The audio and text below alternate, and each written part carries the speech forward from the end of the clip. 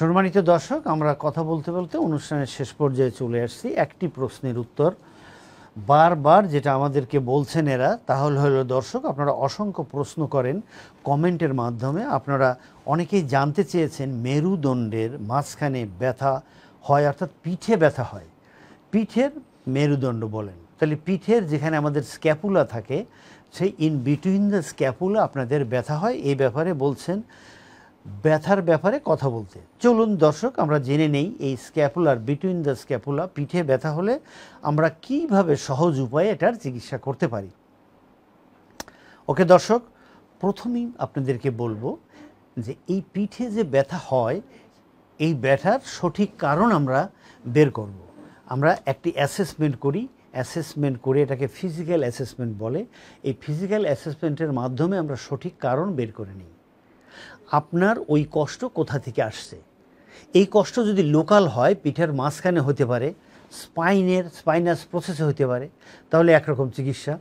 Spinous প্রসেসের পাশে হতে পারে একরকম। স্পাইনাস প্রসেসের ওই যে জায়গায় ব্যথা বলছেন, ওর দুই পাশে কি থাকে? স্ক্যাপুলা। স্ক্যাপুলার এই মিডিয়াল বর্ডারে যে মাংস থাকে, বিশেষ করে রম্বয়েডস মাসেল, এখানে কষ্ট বেশি হয়। তাহলে আমরা বের করবো যে রম্বয়েডস মাসেলে হচ্ছে কিনা। সর্বোপরি খুব কমন যেখান থেকে হয় সেটা হলো নেক। নেকে কষ্ট থাকে, ওখান থেকে নার্ভগুলো ওখানে সাপ্লাই করে। এটা একটু আশ্চর্য। মাঝে মাঝে আমার প্র্যাকটিসে অনেক রোগী বলে, আমার ব্যথা পিঠের মাঝখানে, আমি ঘাড়ের চিকিৎসা নিব না। কেন নেব? আমার তো ঘাড়ে কষ্ট নাই। কিন্তু আমরা যখন ঘাড় অ্যাসেসমেন্ট করি, তখন কষ্ট আমরা পেতেই পারি বা পাই। ঘাড়ের দেখা যায় যে তার রেঞ্জ অফ মুভমেন্ট কমে গেছে, ঘাড়ের মাসেল পাওয়ার কমে গেছে, ঘাড়ের ওই C5 C6 লেভেলের দুই পাশেই টেন্ডার, এই পোট্রিওট চিন, এরকম চিন সামনে চলে আসছে। তো এই জিনিসগুলোর উপরে নির্ভর করে দর্শক, একজ্যাক্টলি আপনার কি কারণে আপনার পিঠের মাঝে কষ্ট হচ্ছে। তো চলুন দর্শক, আপনার যে কারণের জন্য হচ্ছে, আমরা ওই কারণের জন্য চিকিৎসা করব। ভালো করবেন আল্লাহ পাক, এবং ভালো হচ্ছে, প্রতিনিয়ত ভালো হচ্ছে। কেন? আল্লাহ পাক ভালো করেন। আল্লাহ পাক যাকে ভালো করেন সে ভালো হবে না কেন?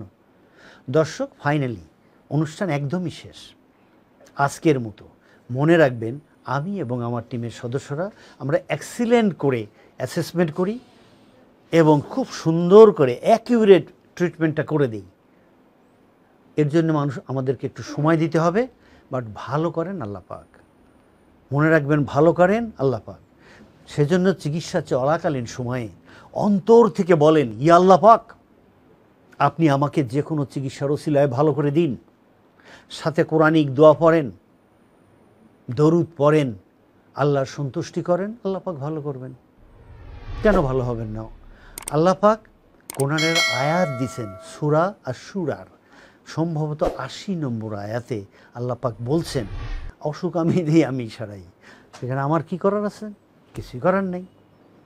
চলুন আমরা আল্লাহ পাককে বলি, ইয়া আল্লাহ, আমাদের সবাইকেই ভালো রাখুন, সুস্থ রাখুন। যারা কষ্টে আছেন, আল্লাহ তাদের কষ্টকে দূর করুন।